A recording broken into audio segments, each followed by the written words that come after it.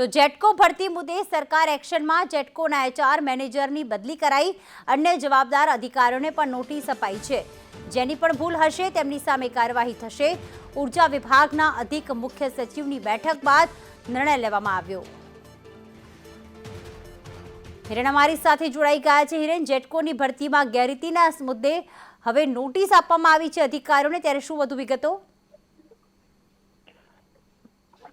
જેટકોની જે પરીક્ષા ગેરરીતિના કારણે રદ કરવામાં આવી હતી એ પરીક્ષામાં ફરીથી લેવા માટેની તારીખ છે તે જાહેર કરી દેવામાં આવી છે। જેટકો દ્વારા જે પગલાં લેવામાં આવ્યા છે એ પગલાંમાં પણ જનરલ મેનેજર એચઆર કે જેની સંપૂર્ણ જવાબદારી હતી અને એમની ભૂલના કારણે આ પ્રકારના ઇસ્યુ સામે આવ્યા છે એમને પણ ત્યાંથી બદલી કરાવી અને નોટિસ આપવામાં આવી છે। અન્ય 7 થી 8 જેટલા જવાબદાર અધિકારીઓને નોટિસ આપવામાં આવી છે।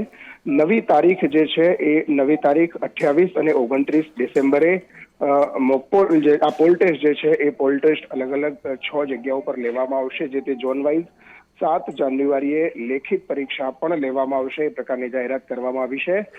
માત્ર ને માત્ર જેટકોના અધિકારીઓની ભૂલ અને વિસંગતતાના કારણે આ ઇસ્યુ ઊભો થયો છે। જો કે કોર્ટ મેટર ન થાય અને લિટિગેશન કોઈ ઊભું ન થાય એટલા માટે આખી ભરતી પ્રક્રિયા રદ કરી અને ફરીથી આ પરીક્ષા લેવાનું આયોજન કરવામાં આવ્યું છે। જે જગ્યાઓની જાહેરાત અગાઉ કરવામાં આવી હતી એના કરતા વધુ જગ્યાઓ સાથે આ પરીક્ષા લેવામાં આવશે, જેથી કરીને વધુ ઉમેદવારોને પણ ખાલી જગ્યાઓ પર સમાવી શકાય।